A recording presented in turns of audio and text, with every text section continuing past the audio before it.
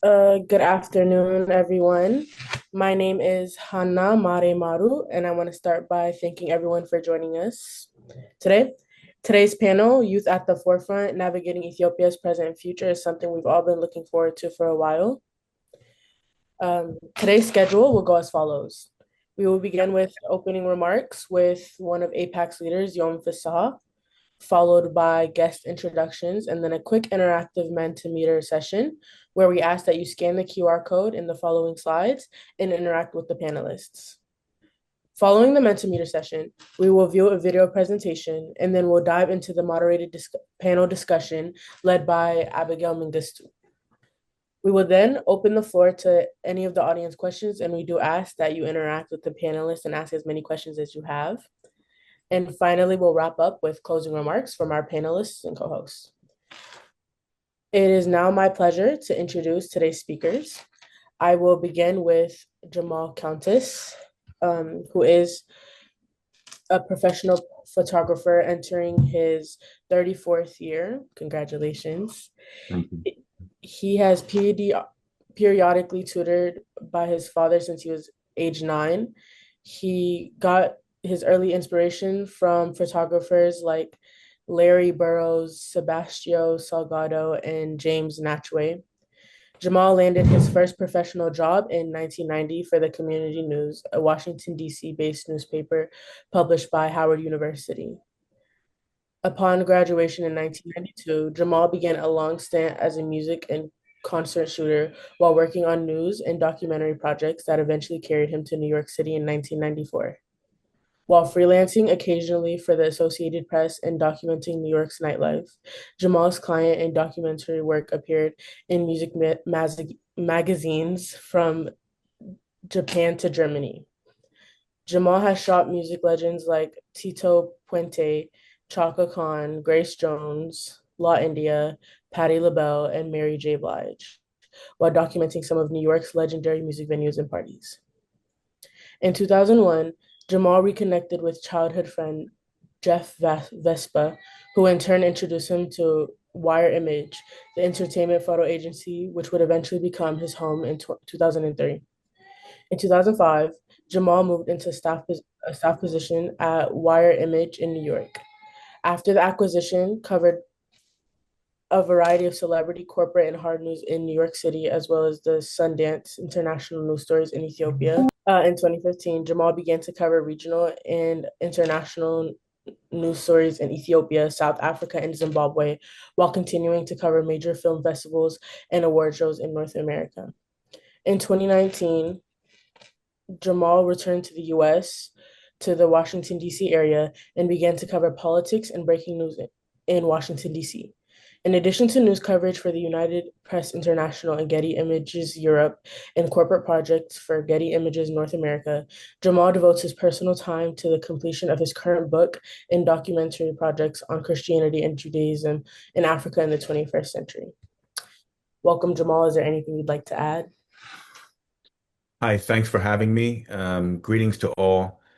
I would just say that my political coverage in the U.S. has obviously become more intense, and it has yielded a lot of information in regards to our subject matter, which we're going to talk about today, in terms of the connections between U.S. and European foreign policy and Africa and Ethiopia in particular. Next is Metasebia Ketsela. Metasebia is an Ethiopian human rights advocate, journalist, and aid worker. She has an academic background in nutrition and arts. As one of the founders of ESAN, Ethiopian Satellite Television Network, she played a significant role in media advocacy. Currently, she leads ESAN, Ethiopian Satellite Network Advocacy, and directs the Menalesh Meti program. Ms. Ketsala is vocal about exposing genocidal actions by the Ethiopian government, particularly against the Amhara people.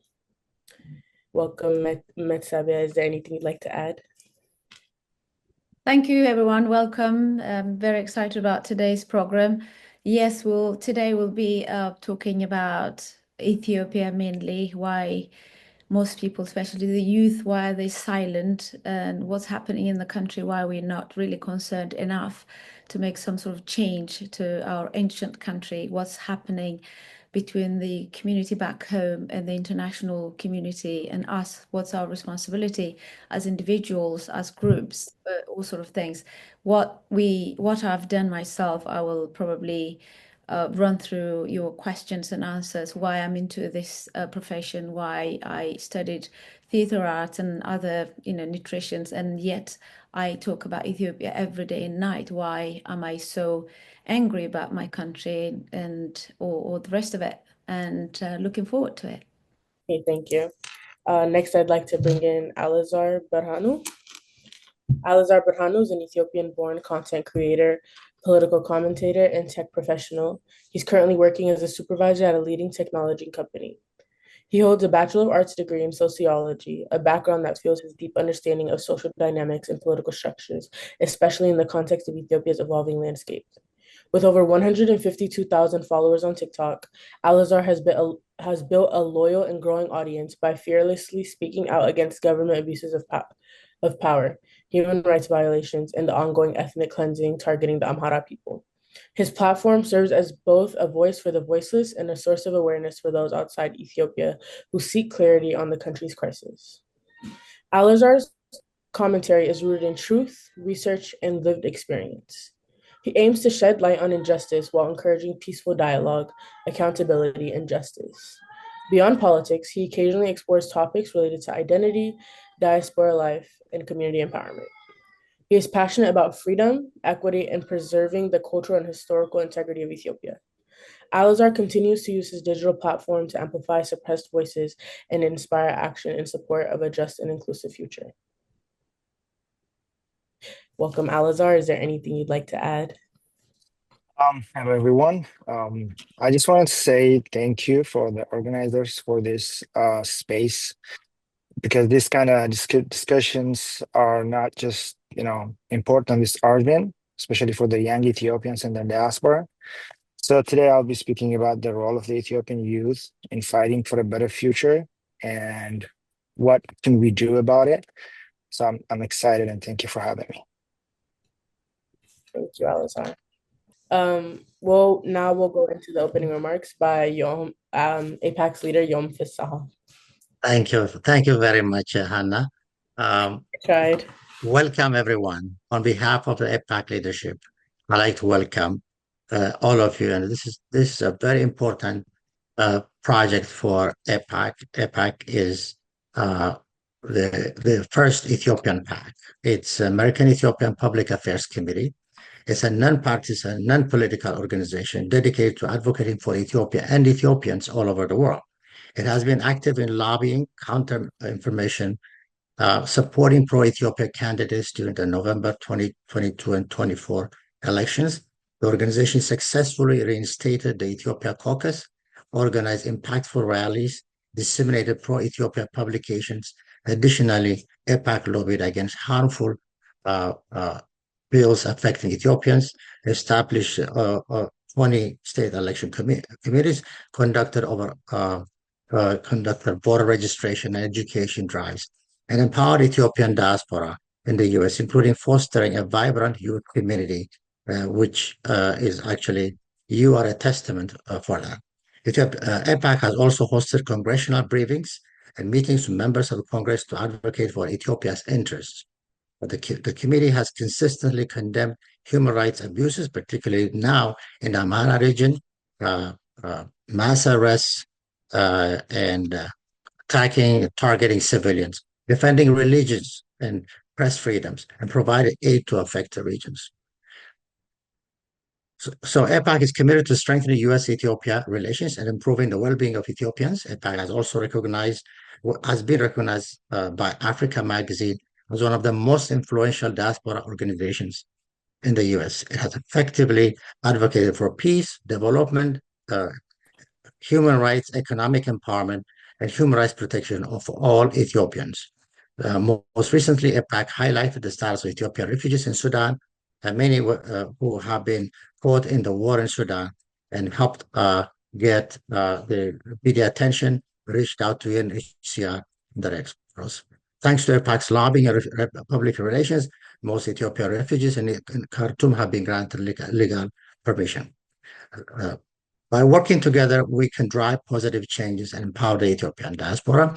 The AEPAC youth is the future of AEPAC, and if we stand together, we will be able to advocate for Ethiopia and Ethiopia's interests. Thank you for coming, and I'd like to also thank the guests who accepted the invitation: Jemal Countess, Metasebia Ketsela, Alazar, and organizers. And thank you, and I am sure you will have a very good meeting today. Thank you.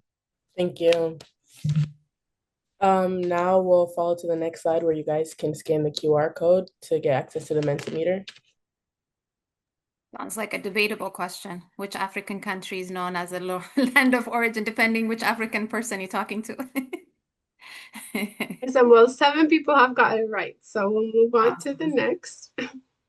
Which African country is home to the Great Pyramid? Giza. It is Egypt. What is the largest desert in Africa? Which African country has the highest number of UNESCO World Heritage Sites? Oh, there are a couple questions here. Using ChatGPT is not allowed for everyone. Are you using that, Lily? It is Ethiopia. Last one. What is the name of the ancient Ethiopian kingdom known for its rock-hewn churches? Aksum, Lalibela, Gondar, or Harar? Notice it says churches. Oh man, I like this. It is Lalibela. You know, with all the, I don't know top of my head the number of churches, but like they have 17 or so churches that have been carved out. I'll leave the facts to the historians, but the answer is Lalibela. And it back to Hana. And now, to help us get to know our speakers, I'm going to pass it off to our moderator, Abigail Mengistu. Okay. So we're going to begin our moderated panel discussion. I'm going to start off with my first question to Jemal. Based on your personal experiences and understanding, what political, economic, and historical factors do you think have contributed to ongoing challenges such as conflict and poverty in African countries, and particularly in Ethiopia? I think that the collective objectives of the West, meaning the US and European powers, and their desires for, be it natural resources or geopolitical stronghold footing, have affected all of Africa, but in particular Ethiopia because of its placement on the Red Sea and the Gulf of Aden. That, in a nutshell, I think is something that needs to be understood, that basically every outsider's aspirations for power and control over Africa have contributed significantly to the status or the state of being of African countries and Ethiopia in particular. Mm-hmm. Would you like to add any thoughts, Alazar or Metasebia, on what you think has contributed to ongoing challenges such as conflict and poverty in African countries and Ethiopia? Well, actually, Jemal already said it. There's nothing new about it, except that then I hold the African leaders themselves responsible for this because, you know, being completely ignorant and corrupt and selfish is leading the whole Africa continent in the state it is now at this moment. So if we had some, we did have great leaders in the old days, like Haile Selassie, Gadama Haile Selassie, and other great leaders of African, and they tried to bring about change and equality. They paid so much price, like Mandela. And then going back to this one now, working with a corrupt government of the West and not leading their nation, but actually being a weapon against their own nation is quite disgraceful. So I would normally hold African leaders responsible on this one. Also, what we call elites, artists, people, scholars, they are responsible in this one as well because they were supposed to teach the nation to be themselves, not to just worship other countries and try and, live what they are and be embarrassed about who they are and then trying to be someone else. So all this, collective, effort to, to make Africa so backward to this age, and we're still not free. I mean, people think now Africa is free. Actually, I don't think Africa is free. It's not free at all. No. It's another modern way of colonization happening in the country. It's all in the mind now. It's all in people's mind. It's in our education. It's our economic system and everything. And they put their corrupt leaders in power so that we can't move at all. So that's what I think. Thank you. That was a very insightful answer. Alazar, if you have anything to add, or I could just move on to the next question. I can move on to the next one. So the next question, we're going to start off with Meti for this one. In your view, what are the 3 most pressing challenges Ethiopia faces today, and what are the broader impacts of these challenges? Why Africa is in the state that it's in right now. And you don't realize it's because of the US, the CIA, Europe, and other colonial powers. I'm Dr. Jared Van, and I'll break it down for you. It wasn't poverty or corruption that created Africa's instability. It was intentional. It was engineered. European nations carved up the continent through the Berlin Conference in 1884 without a single African in the room. They looted resources, enslaved labor, and forced artificial boundaries on hundreds of ethnic groups. Then, when Africans fought for independence, the US and its allies panicked. They couldn't let Africa govern itself, especially if it meant socialism, Pan-African unity, or keeping its wealth. So, and tell me if you heard this one before, the CIA stepped in. They overthrew leaders like Patrice Lumumba in the Congo. They backed dictators, funded civil wars, and armed rebel groups just to make sure Africa stayed divided, dependent, and exploitable. Every time a country tried to rise, the West made sure it fell, if not by force, then through debt, trade, manipulation, or military intervention. So when people ask, why is Africa like this? The answer is simple. It was never allowed to heal. It was never allowed to grow. It was never allowed to be free. Well, not really. But that might be changing. Look at Ibrahim Traore in Burkina Faso, the youngest head of state in the world right now. He's rejecting French colonial influence, expelling foreign troops, nationalizing resources, and investing in education and sovereignty. And just like clockwork, Western powers and media outlets are painting him as a threat because a free, self-determined Africa has always been their biggest fear. So if you want to understand Africa's present, start by learning who broke it. And if you want to see Africa's future, watch who's trying to rebuild it and who's trying to stop them. As always, this video is for educational purposes, and if you want to learn more, I highly recommend searching online and or reading this book, White Malice by Susan Williams. There's a lot of other stuff too, but you'll have to do your own research or ask others in the comments who know more. If you remember the map that he showed, and you saw how Ethiopia was the non-colonized spot in the middle of that map, I want everyone to try to imagine that infuriated the world, that infuriated all of Europe. So what it did was it intensified their efforts to do what the Italians failed to do. But what they did was they implemented new measures, missionaries, humanitarian outreach, this organization, that organization, and it's been a long, protracted fight to ultimately get to where we are now. So I think we need to remember that, that's a bullseye on that map. That's actually a bullseye, and that's like their number one target. Well, while we're on it, Eros, are you able to share, or could you just have a quick look of what Gadame Haile Selassie's speech? And the UN translator alone on the other, and you can do whatever you want with it afterwards. So here is His Majesty's address to the United Nations General Assembly.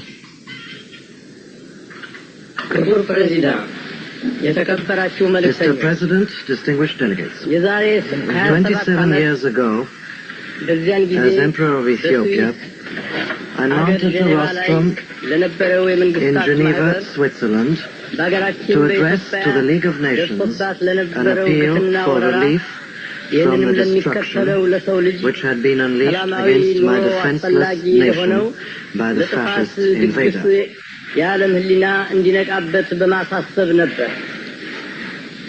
I spoke then both to and for the conscience of the world. My words went unheeded, but history testifies to the accuracy of the warning that I gave in 1936. Today, I stand before the World Organization which has succeeded to the mantle discarded by its discredited predecessor. In this body is enshrined the principle of collective security, which is unsuccessfully invoked at Geneva. Here in this assembly reposes the best, perhaps the last hope for the peaceful survival of mankind. In 1936, I declared that it wasn't the covenant of the League that was at stake, but international morality. Undertakings, I said then, are little worth if the will to keep them is lacking. The Charter of the United Nations expressed the noblest aspirations of man. The application of force in the settlement of disputes between states. The assurance of human rights and fundamental freedoms for all, without distinction as to race, sex, language, or religion. The safeguarding of international peace and security. But these two, as were the phrases of the covenant, are only words.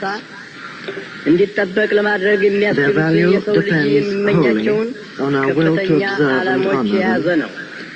Thank you. I just wanted to hear a little bit, and all of you to hear a little bit. I know you all know about it. And also, if we have time, we play the great reggae singer Bob Marley made a whole song about it. The speech, the greatest speech ever, 1963. Emperor Haile Selassie stood tall and talked in Amharic, in Ethiopian language, and clearly taught all these racist and ignorant people how to bring about peace and equality in the world. So did they hear? No. Did they listen? They laughed at him. Of course, League of Nations is completely destroyed afterwards. And the war remains, and inequality still to be achieved in the world. Well, what the most important thing for me is Emperor Haile Selassie was speaking in Amharic. It's not that he doesn't speak any other international language. He speaks fluent French as well, but he spoke in Amharic, probably on purpose. How many African countries speak their own language now? How many have lost their identity, their cultures, and then they think they're someone else? So it's all done through colonization. We know all that. But I want to talk more about us. I know we all know what the West and the colonizers have done in Africa, but we can't just sit back and blame them. We also have to do our part. So the three things, but when I go back to the question, the three things I think play on this role is the number one is ignorance. Ignorance in not knowing who you are, in not respecting who you are, and believing that someone else coming from all the way to Europe or someone telling you how to live your life and telling you to be him, and telling you that you're not worth human, you're less human, and you suddenly believe, okay, I'm not a human being, you're much better than me, so I should follow you, and taking everything that was given to you and then completely losing yourself. That I call ignorance, but not just on random people, educated people going to major universities in America and Europe and other places, and they come back with that same attitude. They immediately start to disrespect their own nation, disrespect the country, disrespect the language. They think speaking in English or French or being European is like being a full human being. So it all starts with ignorance for me. The ignorance, Ethiopia is an ancient country. We have the fossil, in Ethiopia, Lucy, 3 million years ago. So that shows actually we, as an Ethiopian, we are the oldest nation. Not just that everyone comes, well, that shows that everyone comes from Ethiopia.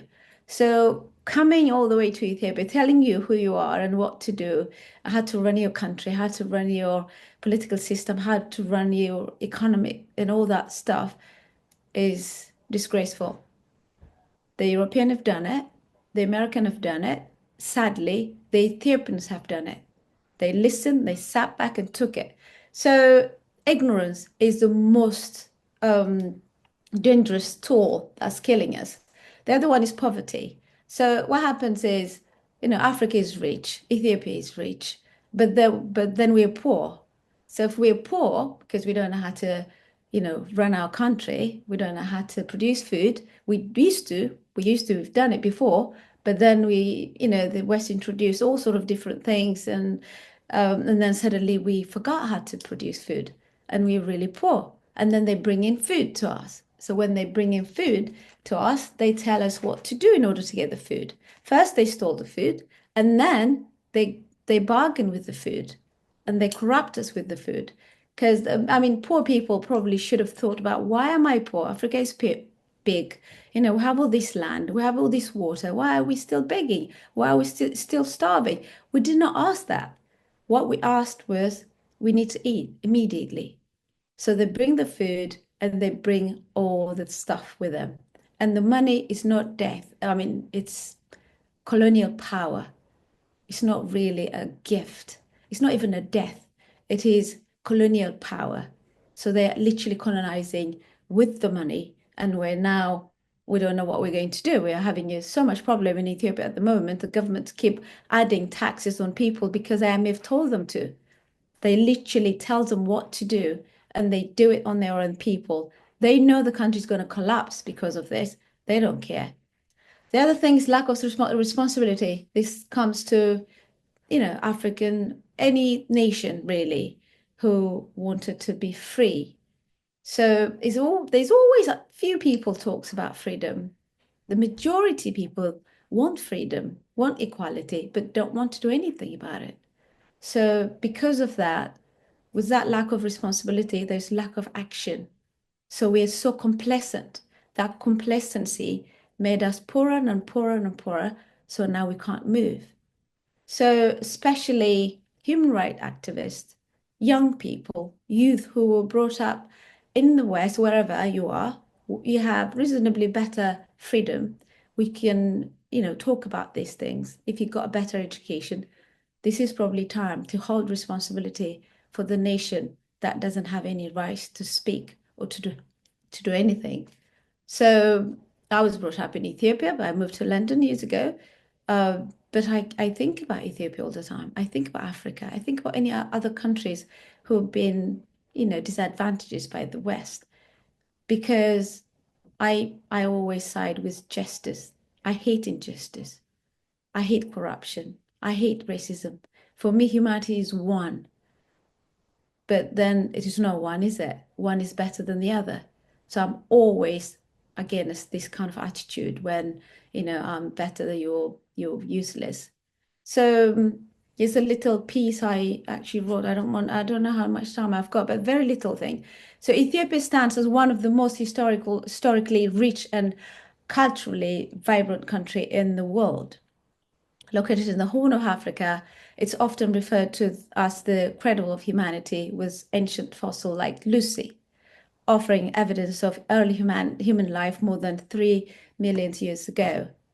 Despite the beauty and resilience, Ethiopia faced deep and painful contradiction. It is rebellious and independent spirit, once a symbol of defense against colonialism, now wrestles with internal struggle. The country remains one of the poorest in the world, burdened by inequality, economic hardship, and political repression. Many Ethiopians continue to fight for basic rights, democratic freedom, and justice in the face of authoritarian government and ethnic conflicts. The question is why this is happening, and what are we going to do about it? Are we going to just keep silent and carry on with our little lives and don't do much about the major, the big country, which is ancient and useful for the whole world, for equality, for human freedom, and all the rest of it? If you have any question, I'm happy to answer. This is it. Thank you.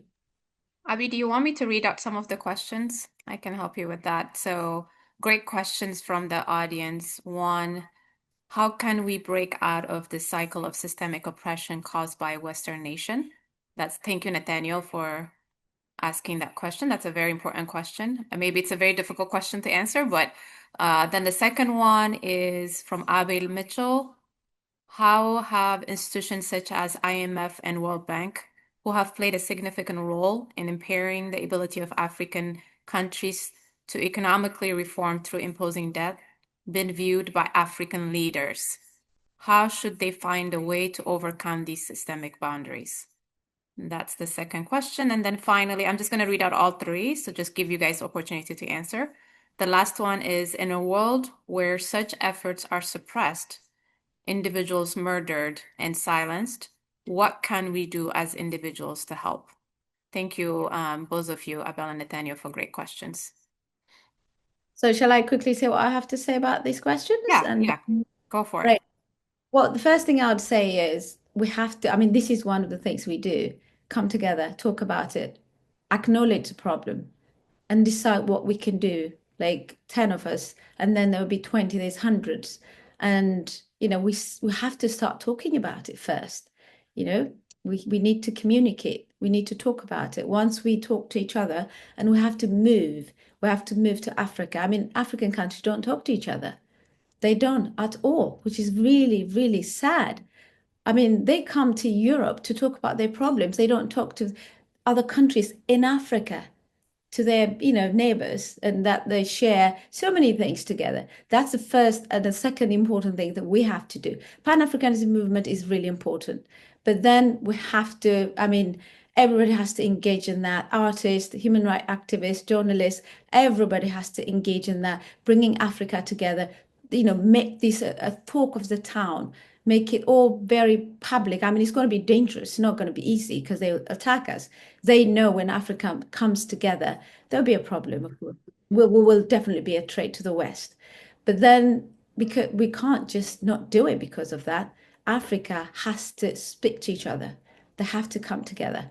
That's what I say. But with the IMF, I mean, what can we do? We have to get rid of this government to actually work with this IMF and all these other, colonialist powers, because they just sit there and they listen to whatever they have to say because they just want to be in power.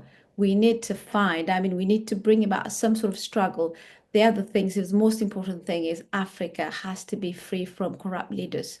If as a nation, if each individual countries can do this, and then there will be a chance of African leaders coming together, and then the people coming together, and then it will be some sort of African, alliance altogether. So yeah, and like if I talk about Ethiopia today, Ethiopian people have to come together to get rid of the government that we have at the moment because it's killing the country. There will never be freedom as long as this government is in power. So that's one of the things. If other Africans can do that, and then we start talking to each other, and then we come together, and then we talk, we think, and we plan for Africa altogether. Individually, we can't just sit back and think, okay, I'm just one person, can't do anything. We have to find a way to join any groups or to start a group or to communicate with anybody that we know and trust to talk about these things. And then, this is the ideas. Ideas come just like that. And then people come together and then it becomes a big deal. So we have to, start taking one step forward to acknowledge it, to engage in anything, and then to make sure we do some sort of action instead of going back and then just forget about it. So this great Indian philosopher, Krishnamurti, he says, nothing happens by itself. Nothing happens by itself. Man must act and implement his will. We need to act. Thank you. Well, in this case, man and women as well, because it's an Old Testament. Thank you. So what that looks like in practice is all of us come together once a week. Those interested in change come together once a week and we commit to actions. I'm just giving you an example. I'm not saying that this is what's going to happen, but ideally what happens is we commit to actions and we commit to sacrifice because it's not going to be easy to try to begin to implement change. I was struck by something, and I believe it was Abel's question. I gave you a bit of a solution about inter-African cooperation in terms of solving some of these issues. I went to Eritrea to do a number of stories a couple years back, and I went to the Gash-Barka region, which is like their fertile region. And I immediately thought about Zimbabwe, where my brother-in-law is from. Zimbabwe used to be known as the breadbasket of Southern Africa, not South Africa, like all of Southern Africa. Like they could produce enough agricultural materials to feed Southern African nations, plural. And when I think about what I saw in Gash Barka, I'm like, well, this takes care of Eritrea, Sudan, and Ethiopia almost, you know? So it's understanding things like this and then figuring out ways to commit to this. And once again, I'll say it's about the leadership you have in power. If we're all committed to, sustaining ourselves and feeding each other and not relying on external forces, you've got to commit to it. You've got to commit to it. It doesn't matter if somebody arrives um, at Addis Ababa airport at 12 at night with like $3 million cash to corrupt you. You have to be able to turn that plane right back around and say, no, I'm going to commit to my people. I hope that makes sense, but we have to commit to each other. We really have to commit to each other. And the West does not want to see you unified. I know it's old news and a broken record, but you've got to really kind of make that as your baseline. Like people are desiring to see us um, isolated and fighting because while we're all fighting each other, there's a hand that comes in around the back and takes your resources and controls you. So that's my 2 cents. Can I speak? I would like to add a few more points to that. Sure. Jamal and Mehdi, you guys explained it pretty good. I just want to say a few things about, especially the modern Western contribution to the Ethiopian challenges right now. So the first thing I see this, the West, they're backing authoritarian governments in the name of stability. If you notice, for years, the US and the EU and other supports Ethiopian ruling elites, including the TPLF led APRDF and right now the Abiy Ahmed government, because the Ethiopia is seen as a key ally in the Horn of Africa against fighting the terrorism. So billions of dollars in diplomatic support were given with little accountability for human rights abuses, and also delayed or inconsistent pressure during conflicts. For example, the Tigrayan War, they they uh, they initially hesitated to take strong action, despite evidence of mass killings, sexual violence, and famine-like conditions. And even now, what's going on with Amhara conflict, um, they just they're actually really silent right now. I don't see, even compared to what happened in Tigray War, the Amhara fight and what's going on in Amhara region, the West is acting like they're not seeing anything. And they're also funding without accountability. So these are some of the factors that in current Ethiopian situation that the West is contributing to. And for the question that young man asked, how can we break out of this cycle?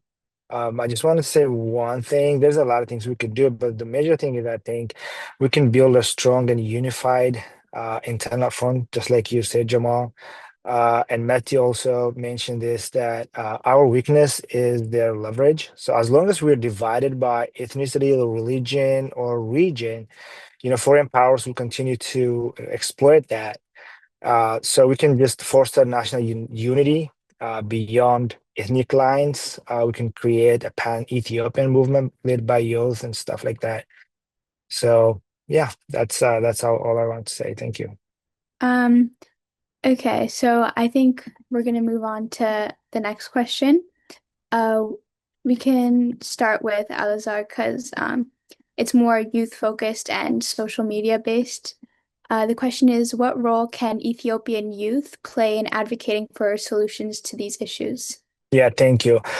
So, um, my social media platform explains most of this. And since the Tigrayan War, I've been trying to be the voice for the voiceless on my platform. So the first thing the youth can do is be the voice for the voiceless. Many Ethiopians can't speak out, but we can. And we can use that freedom not just for confront, but for a purpose. And second point is that we can rise above ethnic division. The government survives by keeping us divided. So, but our generation can break the cycle, especially with the diaspora. We have the freedom, we have all the platforms, we have pretty much everything, and we can use that opportunity to raise above the ethnic division, and we can use the social media platforms with intention. Let's post, speak, and share wisely everything we know. People like Jemal are great resources. They have all the evidence, they have all the information, what's going on, what happened in the past, and they can also, forecast if things not being given attention, what could happen going forward. And again, I would like to say, Jemal, thank you so much for being here with us today, and I hope you keep that. And yeah, those are the key points that I see that we can do for your question. Thank you. Thank you, Alazar. Do any of you guys, Jemal, Metasebia, do you guys have anything to add? Thank you. I think people like Alazar, they're very important to us now, for the future especially. And I mean, in our Ethiopian politics, it seems to be, as always, older people. I mean, I'm not having a problem with that, but we need their wisdom. They know lots of things. They made mistakes and they learn from it. So we're not starting from scratch, from zero. We need them all the time because they need to guide us. However, the youth, the young people have to engage in politics. That's their future. The future is theirs. If they don't engage now, they will have problems. And especially the ones in diaspora have to actually come together. They have power. They're in the West or in wherever they are. So, I mean, it's a great hope if we can engage them, if they can sit wherever they are and think about Africa, Ethiopia, wherever, and they can work from where they are, they can bring about so much change. And also they can connect the nation with the nation back home, the young people, university students, artists, they can communicate with them, and then they come up with great big alliance together. And then there'll be a great power to bring about change. All the change that actually happened, main change in the world happened by the youth, by the young people, by university students. At the moment, I mean, that's not happening for some reason. They just sit back and watch. It's only a few people like Alazar and few people engage in this kind of stuff, like with they hold so much responsibility for their country and the nation, and then the rest seem to be going off to do their own things as if they don't have anything to do with it. So we need to create awareness of all these ideas. They are responsible as well. They have things to give. They can save the country, they can come together and build their future. They can also build a future for the coming, the new generation. So we need to engage them. We need to invite them. We need to bring them here. We need to talk to them. We need to educate them. And once we get them engaged, then things would be a lot easier than it is now, I think. The other thing I'm much more hopeful is the ones that actually in the West, they went to school, they get reasonable qualification. Excuse me, they get a better education, and some of them are actually getting power in the West. So that's a place they can actually bring about some change. With that power, they can change and help the helpless. They don't just sit there and serve the nation. I mean, they don't just sit and serve America or Europe. They can serve America and Europe because that's also their home. But while they're sitting there, they can think about Africa. They can think about changing the foreign policies and other things. They can bridge a gap and think about also where they came from, where their parents came from, and all the rest of it. Thank you. Thank you. That was a very insightful response. Anything else you would add? I'd like to add, Jemal. No, it's been said.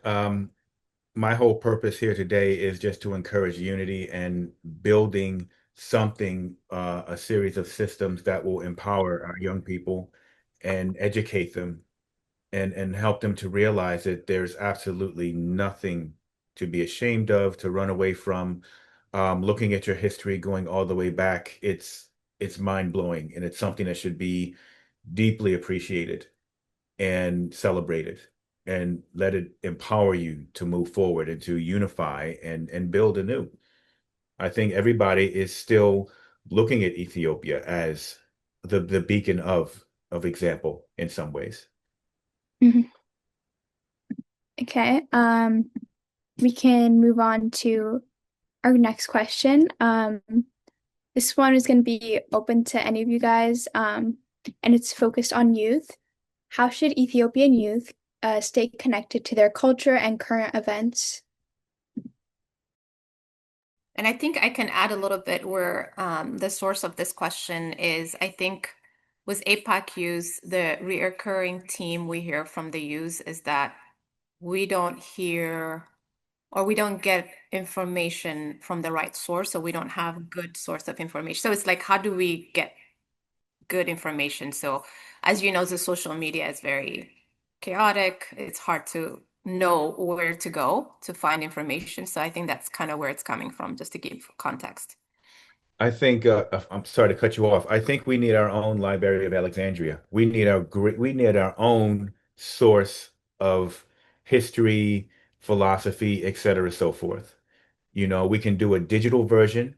In North America, we can actually create something physical depending on who's more accessible. But my whole thing is to create a database for Ethiopian youth to discover and know their history. you know. Um, I was blown away because once again, I'll go back to a trip I made a couple years back. I stood on a foundation of a church that may be the first church in Africa, the first Christian church built during the first century. And I reported that in national news, and very few people knew about it. But I'm just like, how many other people know about this place? It's in Adulis in on the Red Sea coast, or what was the Red Sea coast. And who can I share that with? I mean, I wanted to shout from the rooftops when I found that, you know? So we need a database that will give youth access, objective information, filter free, just straight truth. That's just my suggestion. Yeah, I have actually a question coming from like an Ethiopian youth myself. With this database, like where do we find information? Because like even some Ethiopian outlets or African outlets are not reporting on like things that are happening within their own countries. And of course, like American and European countries don't really care about reporting from what's happening in Africa. So like how do we truly find like what's going on and current events? We have to cultivate our sources.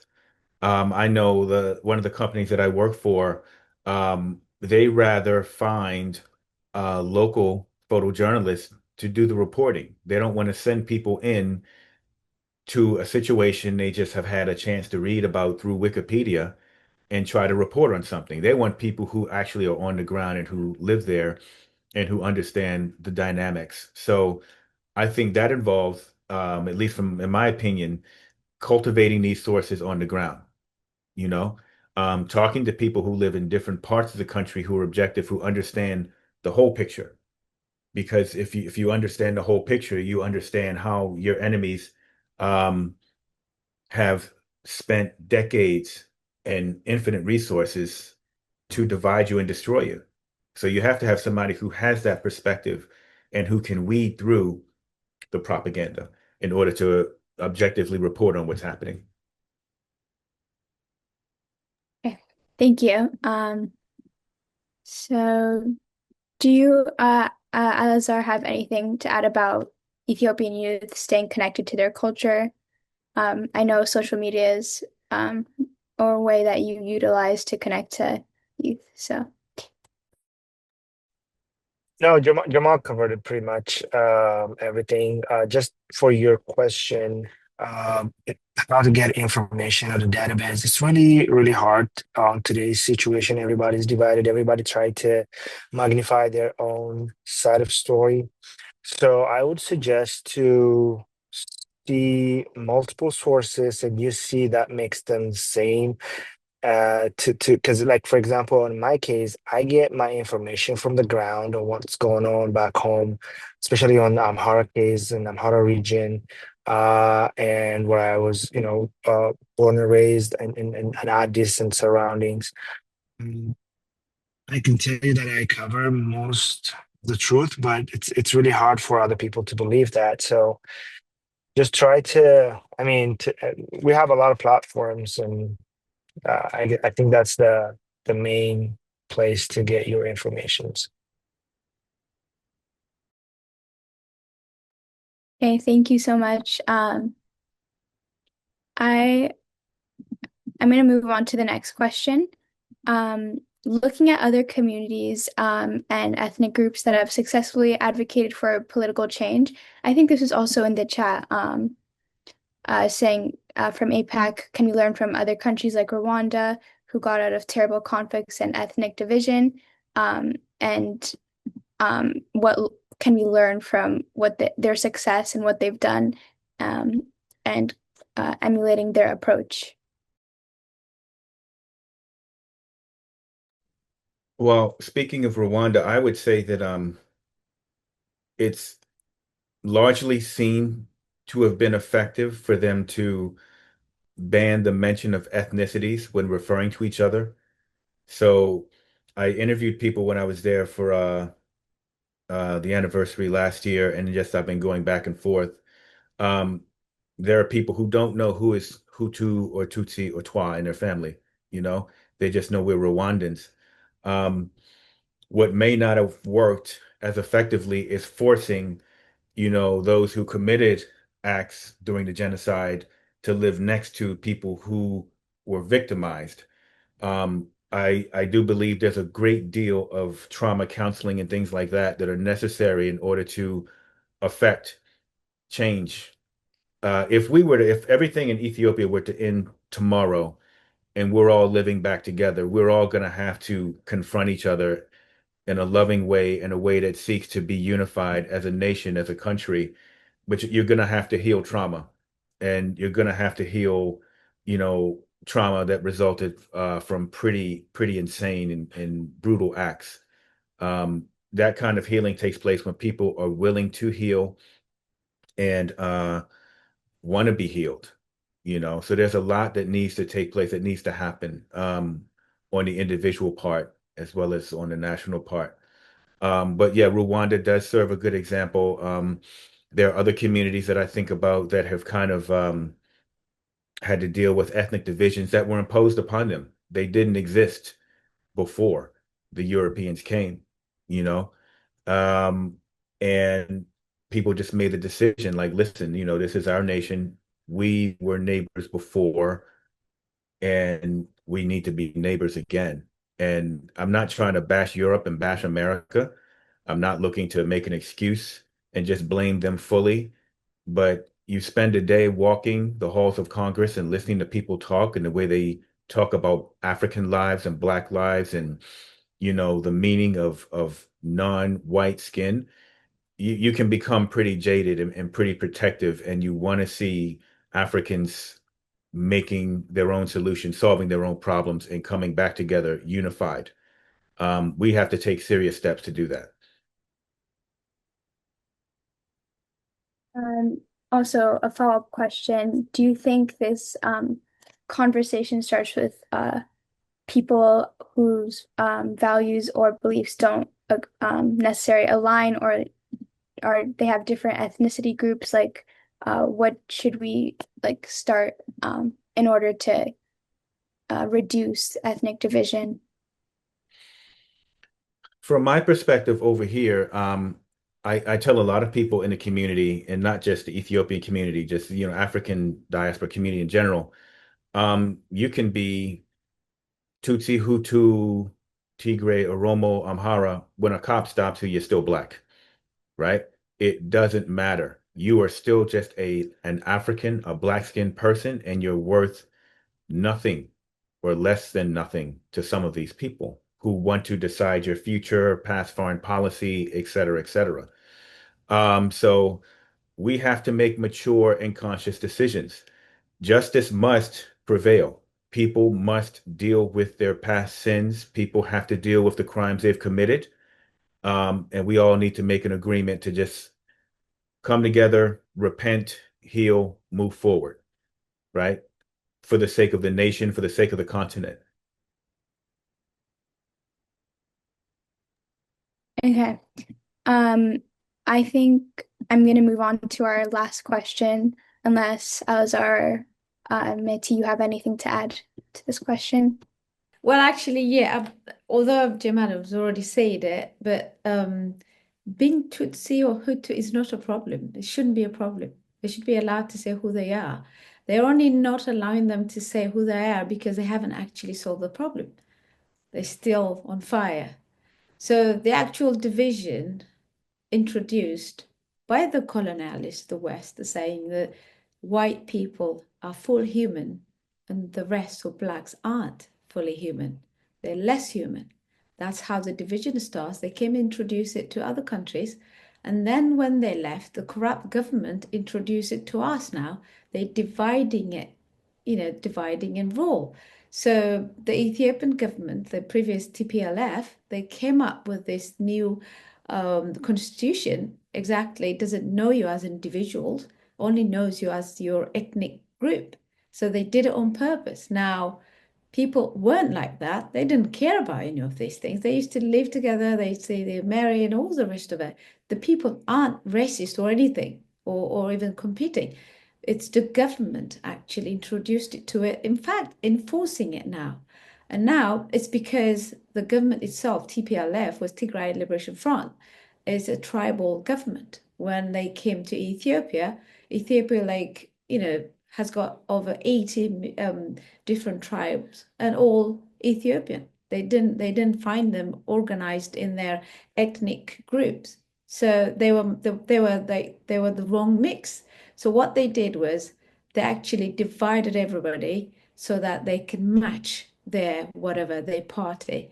So they came and said, well, you're Amara, you're Oromo, you're Somali, and you're Dabub, like the South and the rest of it. That's how it's been introduced. It didn't used to be a problem for Ethiopia or any other nation until somebody has to come and introduce it to it and fire it all up. So being Amara, Oromo, whatever it is, or Tigray is not a problem. It's never been a problem. The problem is when you start thinking, okay, because I'm Oromo, the power is mine, or the rest of you going to be my slaves. So this division and competition, as you know, competition always brings about conflict. So they're always competing with their brothers and sisters to be the best human being, to be the most privileged. So that's totally ignorant. So that's what we need to heal first.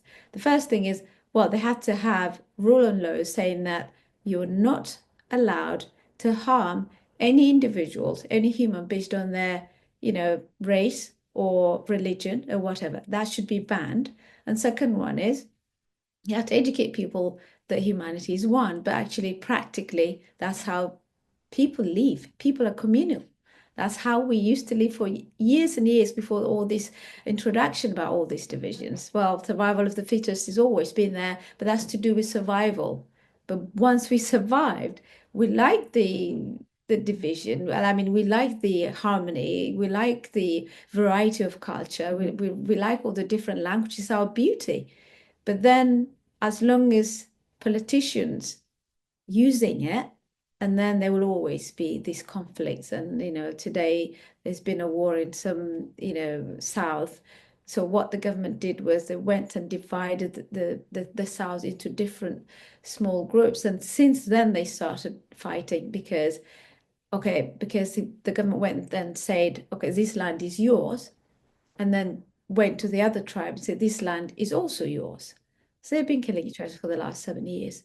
So it's not really a problem for Africa. Africa is kind of kind. They can live with anybody. They can live with anybody. They can live with wild animals. It's the politicians are the problems. Once we get rid of this corrupt government, and if you manage to have a decent government that sees everybody equally and bring about justice and equality, then we wouldn't have any problem, I don't think. Yeah, Rwanda is a great example. And one thing we can definitely learn from them is the fact that they abolished the ethnic-based politics and the ethnic ID cards. That's the main thing that we're choose in Ethiopia right now, especially on the north side. Most of you probably know that if you want to get into Addis and they have this police enforcement and they ask you for your ID and they check on your ID, and everybody's ID has where they're from, and they were sending back Amhara people back home, or they're just gonna detain them for days, starving and with kids and whatnot. So that's one thing we can do. And it's really sad to learn from Rwanda, because once we were a sign of freedom for the whole Africa, and now we are even struggling to learn from our brothers and sisters. But that's one of the things I see as a solution. Thank you. Thank you, Alazar. We're gonna go on to our last question, and then I think we are going to take questions from the participants. How can Ethiopian youth in the diaspora build strong alliances with their peers on the ground in Ethiopia to create a unified and effective movement?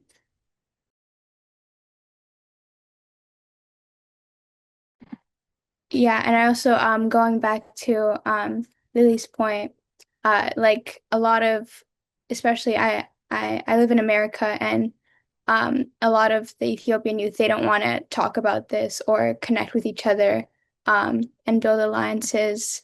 So I was wondering that how can we as a youth come together? I think that one needs to start, and others will come in by example. I mean, there are a lot of people who are very comfortable living their life in the diaspora. And when I've encountered people, some people don't even want to be reminded of what's going on back home. And this is even before the war. So I think that if there's two of you, then you start, then you build on that. That's just my suggestion. Because a lot of people, I use this analogy in a discussion last night. I mean, we talk about, African American history and Harriet Tubman. Harriet Tubman freed a lot of slaves, but she said she would have freed a lot more if they were willing to come. So my thing is, there are going to be people who are going to be slow to respond, and you can't be held back by 4 or 5 people saying they don't want to be involved when you have 2 or 3 in front of you, because eventually, through osmosis and conviction, people will want to join you. Alazar or Meti, do you guys have anything to this point? Yes, yeah, because I think it's really important to actually engage the youth, the young people in the diaspora. And I know it's not easy, but the youth like events, so they love events. So we'll have to need to organize events. I mean, if the parents were engaging, the parents had something to do with it. If they encourage people, the young children, to come and join whatever events that we're organizing, that would be great. For example, if you see them, they take them to church. Wherever church you go, parents do take their children to church, youth, wherever. So we'll have to start from there. Wherever there's a number of people coming together, that's where we would like to introduce whatever we're planning. So what we do here, we used to organize events like Habesha New Year. So you probably have it in the US as well. So when we call it Habesha, we call it Habesha because we don't call it Ethiopian, because we want to include Eritrean as well. So we were hoping to make it even bigger, like African. But then we started by they started, I wasn't part of it, but I used to go there. And so they call it Habesha. So most of the Eritrean and Ethiopian young people used to just go there, have a New Year party. They not only they come together, they actually started having relationship and getting married and all that stuff. So I noticed that it's actually really possible. So if we organize events and invite all these young people, and like could be cultural event, if you see the football festivals that they organize SFN every year, there's a big number of young people there. They were doing all sort of things. So if there's any chance of organizing things that actually, especially just for the youth, they will come, they will engage. But through that engagement, then we will be able to also engage them to think about their countries and coming together and educate them. So we just need to set up the platform first and then invite, start by two. I mean, today, you and Alazar, if you organize something, I'm sure there'll be more people coming. And then they will know about it, and then there'll be more and more. Then, we have the media, you have the media as well. So we use the platform to introduce whatever you're planning to do. Then we will attract more people. We just need to take two people to start with, and I think it will happen. Thank you for both of your responses. Alazar, would you like to add anything? Yes, I completely agree with what Meti said. Connection is the key. We need to connect regularly, and we can organize together. Like, let's not just follow each other. We should start a WhatsApp group like this one, Telegram groups, and we can host Zooms and stuff like that. And we can talk about what's happening back home. How can we support each other, and all those kind of topics, and we can support each other's struggles. For example, if a youth in Amhara are being killed, we can speak up. If a youth in Oromia are jailed, we can also speak up, and we can use the platforms, especially with the youth and diaspora, have all the resources, and we can use it to be the voice for the voiceless. And we can also work on shared projects, like fundraisings and stuff like that, and share stories. I can host a live a live TikTok, or I also have YouTube, and we can use those to reach out more people. Okay, thank you for this wonderful panel discussion. Are we going to move on to the Mentimeter, or do we have any more I questions? think there is one question in here, but I think we've been handling the questions as we go. But anybody else, if you have additional questions, please feel free to ask while we have our amazing guests here. So the one that we didn't answer, two questions from me, from Nathaniel Mitchell. Two questions from me. In what ways are African cultures still shaped and suppressed by colonial legacies? And how can cultural sovereignty be reclaimed? And second, how do we ensure that our pursuit of cultural and economic independence doesn't just replicate the same power structure and local form? Wow, this is a deep question. Dictatorship and monarchies where the people are exploited. Jemal, go ahead. I think it depends on the mentality or the spirit of that leader or that leadership. I'm not going to talk a lot about Ibrahim Traoré right now, but I do think that there are other examples in history that were good leaders that considered everyone in the country, that considered all of their situations. And it just you just need to make sure that leadership is completely inclusive. Meti, I'm going to drag you into this, please. But I think you probably have a better answer than I do at this stage. When this government came to power, a lot of us had supported it with the hope that it was going to unify Ethiopia, right? It was going to get rid of this ethnic-based politics that is the very root cause of all this chaos and wars and that. And so, but as time went on, I think we've exhibited the exact opposite of what was promised initially. How do we vet leadership, African leadership that are coming to power, that what their intention are? How can we as a civilians who may not be well versed in the politics, right? Especially because we're presenting this to the youth, like how do we make sure and do that background work to make sure this guy or this leader, this group of individuals are coming with pure intention, not to advocate for their ethnic group or a specific propaganda or agenda that they have, but rather truly for pan-Ethiopianism or truly for the betterment of the Ethiopian people or the African people.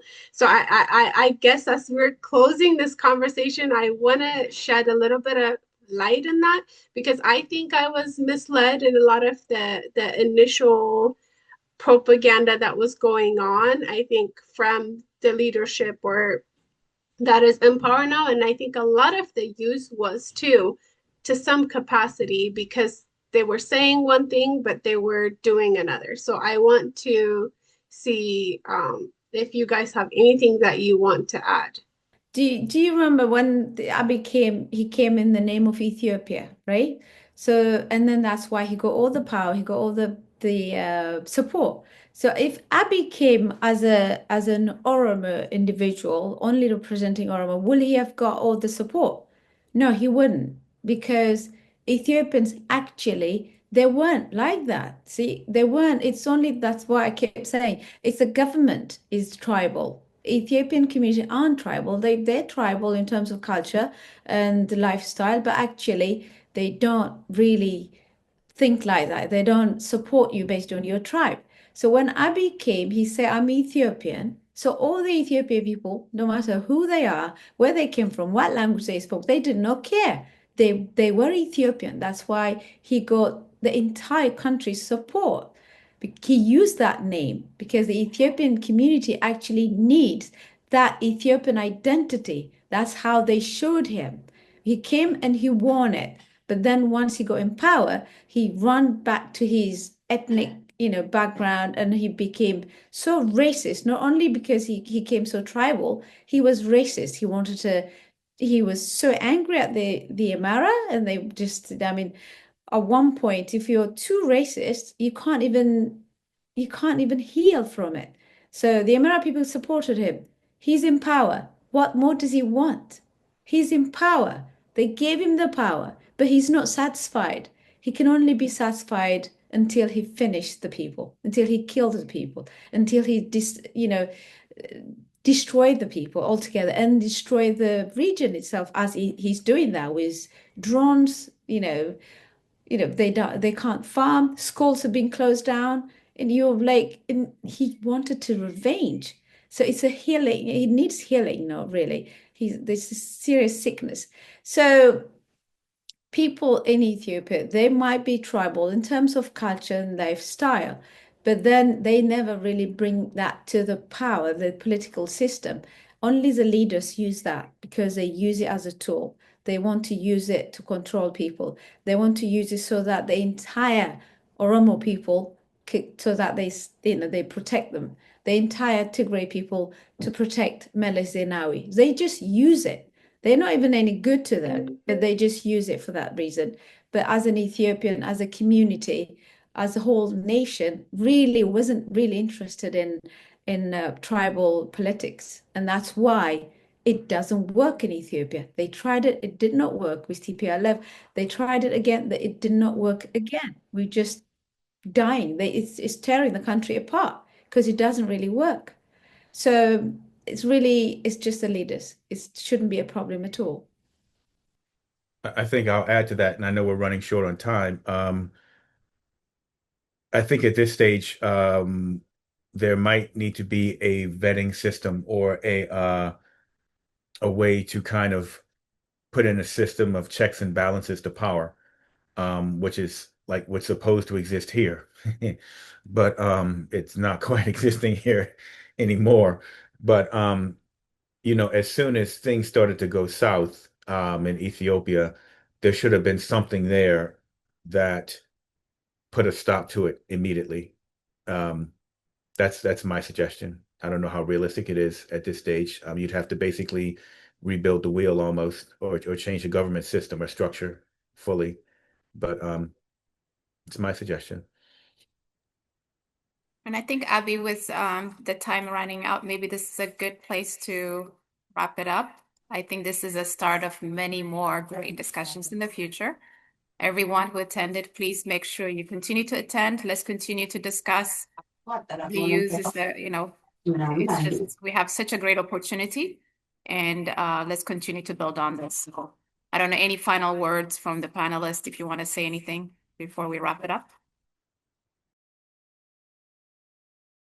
Okay, for me, I'm just really happy to, this probably is the first platform that I don't know, you organized. I mean, I know AEPAC has got a youth group, but just openly for public probably is one of the first one. It's really encouraging. Well done, guys. I know you work so hard for this. Thank you. This is the start. And if we keep going, it will get somewhere. It will get somewhere. And then, all the recordings probably should be shared on all different platforms. That means the people that didn't come here today will get to see it. Then they will probably think about joining us next time. So just to remind all of you to share the videos and engage other people to bring, so that we can sit and talk about these things. And I'd like to also say thank you for the organizers, and great meeting you all. Thank you. Me as well. Thank you all for having me. Meti, I look forward to speaking to you. And I'm cooking, as we always all are after sessions like this. We just have to carry it forward. Okay. So we'll speak to some of you sooner than later. Thanks again. Thank you, everyone. Abby and Alazar, great. I mean, I'm so impressed. Alazar is out, I think.